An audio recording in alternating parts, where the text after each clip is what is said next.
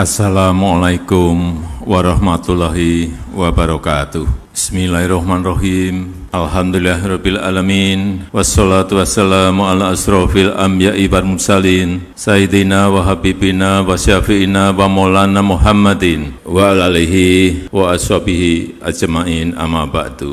Saya ingin sampaikan kepada seluruh keluarga besar Nahdlatul Ulama, ya ayyuhan nahdawiyun idza huyyitum bi tahiyyatin fahayyu bi ahsana minha aw rudduha. Insyaallah Nahdlatul Ulama juga tidak akan pernah jauh-jauh dari Insinyur Haji Joko Widodo.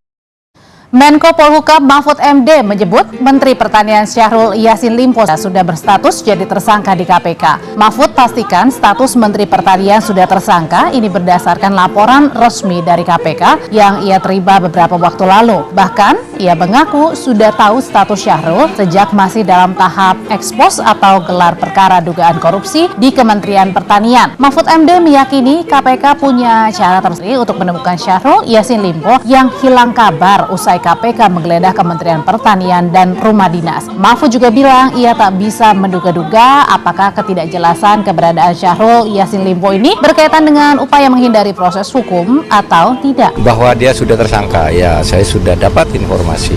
Malah sejak kalau eksposnya itu kan udah lama ditawan tersangkanya, tapi resminya ketersangkaannya itu ya sudah dikeluarkan lah. Menurut saya KPK tahu caranya atau tahu langkah-langkah apa yang harus ditempuh untuk itu. Ya mudah-mudahan segera ketemukan. Orang sekelas menteri tidak mudah juga menghilang gitu ya. Mentan ini ada upaya untuk kabur gitu atau tidak? Enggak. Proses hukum? Belum menduga. Karena ini kan baru bisa diduga kalau sudah dinyatakan DPO oleh aparat, ini kan belum DPO. Presiden Joko Widodo angkat bicara soal kabar Menteri Pertanian Syahrul Yassin Limpo yang hilang kontak di luar negeri pasca penggeledahan rumah dinas oleh KPK. Presiden meminta kepada semua pihak untuk menunggu karena mentan Syahrul Yassin Limpo masih berada di luar negeri dan belum sampai ke Indonesia. Ditunggu lah. Oh, beliau kan ke luar, belum sampai ke Indonesia masa. Artinya nggak ada upaya ini nggak ada Pak ya? Siapa yang kehilangan kontak siapa? Pak Mentannya mengakui Bisa kontak. Kontaknya coba dikontak aja kan bisa. Ada yang punya nomor telepon enggak? ada Pak. Coba dikontak. Tunggu nanti dia memang dari luar belum sampai ke tanah air. Pasca KPK menggeledah rumah dinas dan ruang kerja Menteri Pertanian dan menyita uang 30 miliar rupiah, keberadaan Syahrul Yassin Limpo hingga kini masih misteri. Jajaran Kementerian Pertanian hingga kini juga masih mencari dan menunggu kabar keberadaan mentan Syahrul Yassin Limpo. Ditemui usai rapat terbatas di Istana Negara, Wamentan menyampaikan saat lawatan ke Eropa ada pejabat eselon 1 dan eselon 2 yang ikut dalam rombongan mentan. Namun saat berada di Spanyol, rombongan terpisah karena keterbatasan tiket penerbangan. Jika mengacu pada jadwal kedatangan, seharusnya Syahrul Yassin Limpo sudah berada di Indonesia pada 1 Oktober 2023. Hari ini ya kita terus mencari keberadaan Pak Menteri karena memang sampai detik ini kita belum ada kabar mengenai keberadaan Pak Menteri sampai hari ini. Tapi waktu itu pas kembali ke Indonesia memang posisinya nggak bareng sama rombongan atau gimana Pak? Kenapa bisa? Kalau dari Spanyol informasi terakhir yang kami terima itu memang berbarengan dengan beberapa pejabat eselon kami. Eselon 1 ada yang ikut 3 orang, juga ada eselon 2 yang ikut kunjungan kerja Pak Menteri, juga beberapa staf. Kembali ke tanah airnya ini memang masing-masing karena mungkin tiket juga terbatas akhirnya terpisah.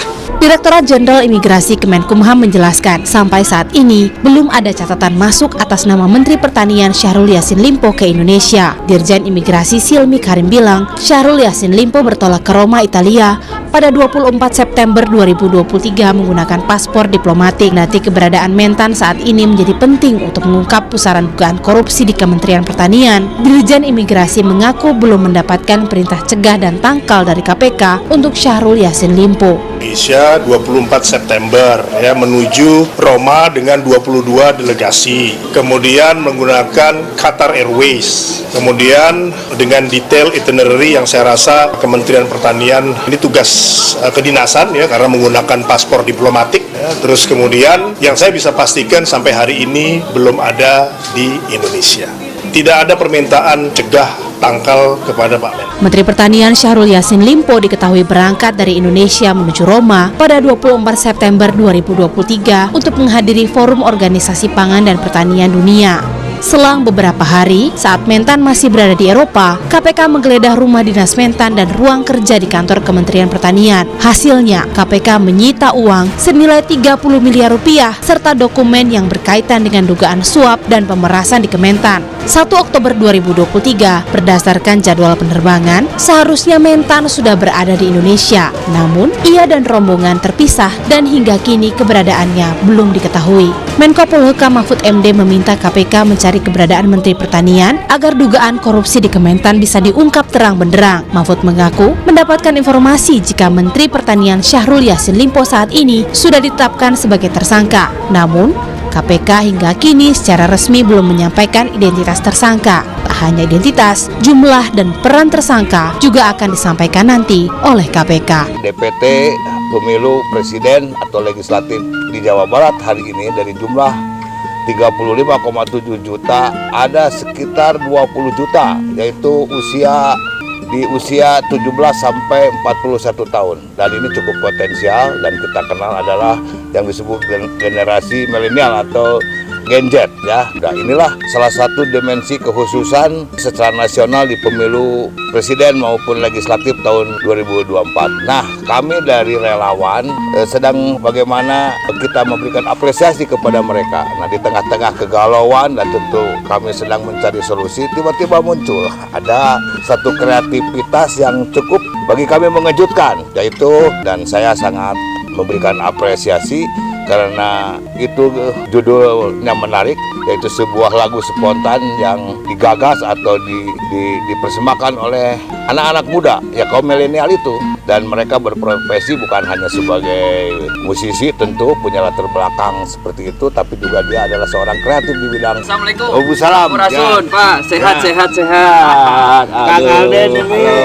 Kita ngobrol-ngobrol berarti nih, Pak. Ya, sore hari gini Kang Alden, saya sengaja mencari Kang Alden sebab loh kok tiba-tiba main musik lalu kasih judulnya Ini presidenku. Ini presidenku, lalu coba gimana tuh lagunya tuh? Ya. Ada pilihan ini, ada pilihan itu. Aku pilih ini. Ini ya. Iya betul. Sensasi, tapi yang ini asli. Pasti pilih ini. Dari rakyat kecil, jelas pilih ini. Sampai rakyat besar, pasti pilih ini.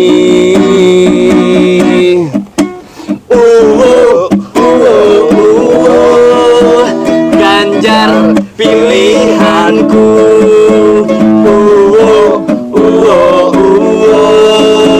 Ganjar presidenku. Oh yeah, oh yeah, oh yeah. Ganjar paling oke. Oh yeah, oh yeah, oh yeah. Presiden yang kece. Pilih Ganjar presidennya. Insya Allah Pak Ganjar jadi presiden Indonesia 2024. Yes.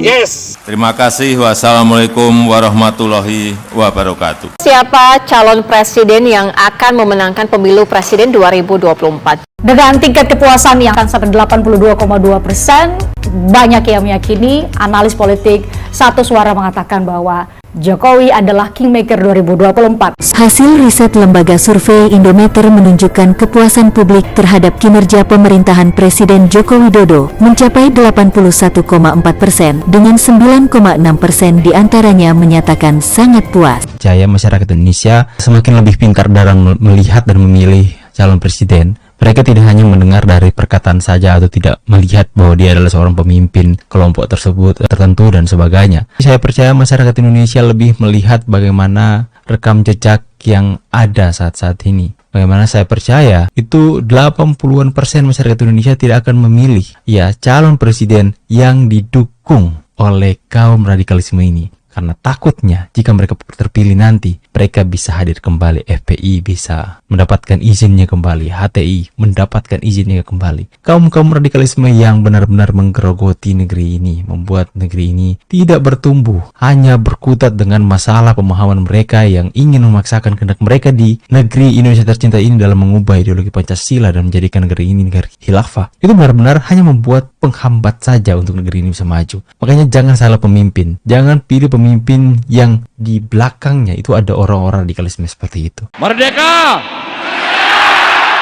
Tempat ini menjadi saksi bagaimana pidato Bung Karno selalu menggetarkan. Dedication of life disampaikan di sini, mengajarkan kita agar bisa mengabdi pada bangsa dan negara. Pak Jokowi mewujudkan itu. Infrastruktur yang hebat, IKN yang tidak hanya memindahkan tempat dan ibu kota, tapi membuka mindset, merubah mindset untuk menjadi negara maju, termasuk hilirisasi industri yang akhirnya kita diperhitungkan oleh dunia.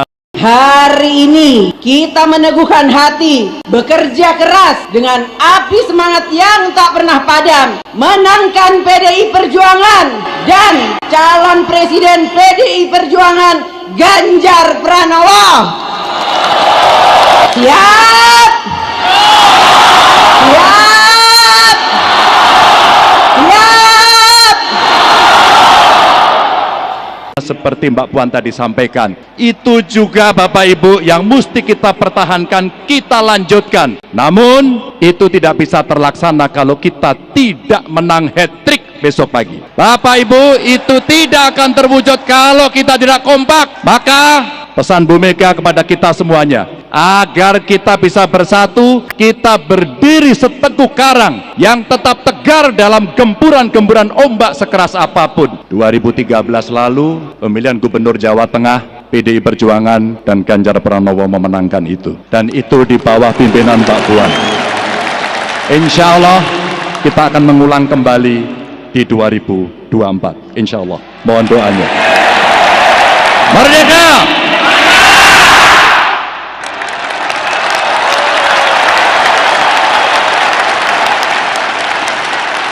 Semoga Allah senantiasa menuntun kita di jalan yang diridhoinya. Aku qouli hadza, astaghfirullah li wa lakum. Wassalamualaikum warahmatullahi wabarakatuh.